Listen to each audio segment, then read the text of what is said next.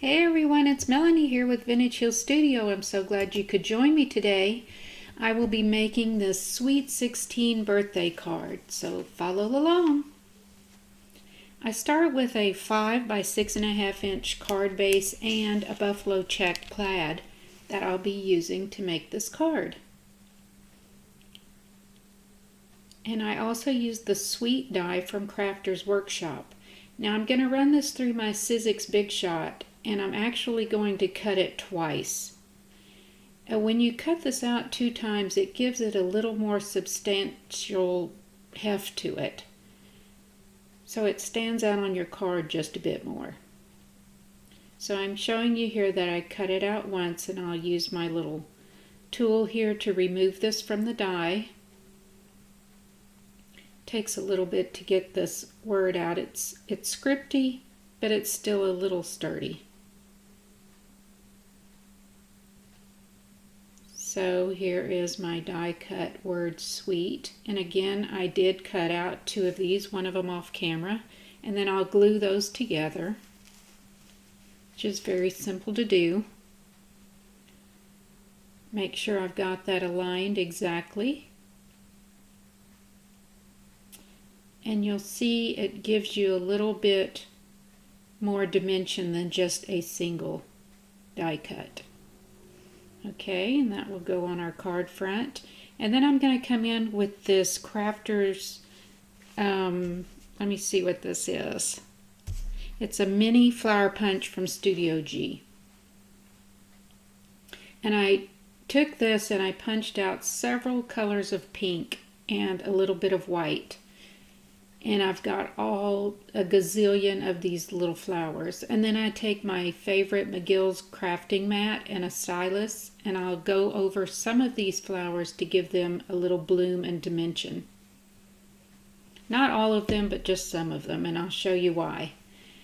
So my numbers, you can take any numbers you've got. If you have a die, use that. If you have Cricut, use that. They're just cut at 3 1/4 inch, and it fits perfectly on this size of card. So I'm just laying out some of my flowers here to get an idea of how I want to put this together, because I'm going to completely cover these numbers.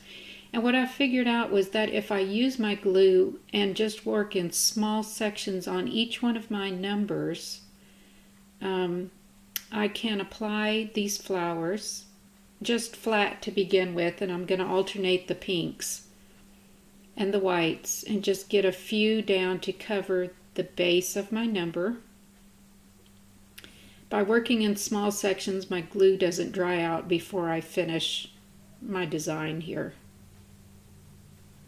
Alright, so I'll get down a couple of more of these flowers just to use up the glue that I've put down on my numbers.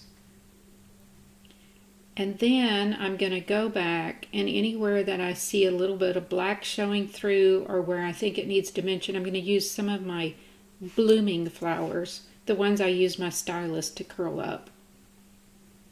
Okay, and that's what I'll do for both of the numbers, and this is how it turns out. I think it's really beautiful and cute and simple, and you can see we just have a little dimension from some of the flowers that were puffed up with the molding mat.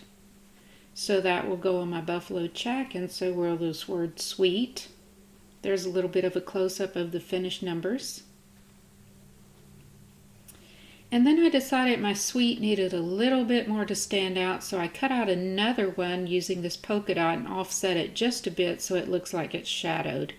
And for color, I wanted to bring in a little bit of green using this mosaic vine from Spellbinders. So I'll use that lime green. I think that really sets off the colors here. A little bit of a rickrack cut out of a light pink. And then my word sweet I'm going to put right over that leaf. Add my numbers towards the bottom, and then I thought I needed a little more green to finish off this card, so I cut 2 of those mosaic vines, and I'm going to cut them across and piece them in behind my numbers just to spread out the green color a little bit more on my card. So you can do this however you want to. I was just playing around and seeing where I thought this little pop of green would would come in handy here at the bottom. Alright, so there is my finished card. And then for the inside, I used a sentiment from My Sentiments Exactly that says, "May God bless your birthday with blessings from above, fill it full of sunshine, and wrap it up in love." And the happy birthday. Both of those are from the clear stamp set.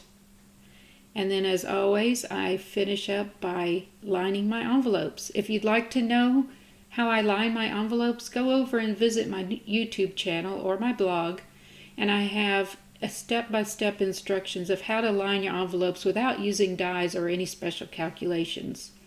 I'm so happy you joined me today. I hope you'll come back and see me soon.